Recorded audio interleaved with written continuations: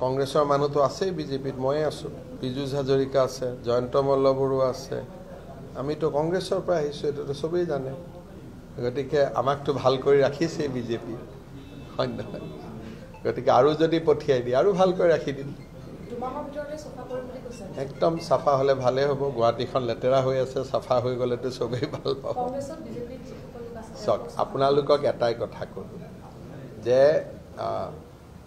যোনে যি কয় তাক আপোনালোকে ৰিপৰ্টিং কৰি থাকিব লাগে কৰি থাকক এইটো আপোনালোকৰ দায়িত্ব আমাক ইমানখিনিয়ে সুধিব যিটোত কিবা এটা ভেলু থাকিব এটা কংগ্ৰেছ চাফা কৰিব এইটো বিজেপিক আপোনালোকে সুধিলে তাৰ কি উত্তৰ পাব কংগ্ৰেছৰ প্ৰশ্নটো কংগ্ৰেছক সুধিব লাগিব যদি বিজেপিলৈকে কিবা প্ৰশ্ন কৰে তাৰহে মই উত্তৰ দিব পাৰিম হয় নহয় কংগ্ৰেছক চাফা কৰা কথা কিমানে কৈ গ'ল জিতেন্দ্ৰ সিং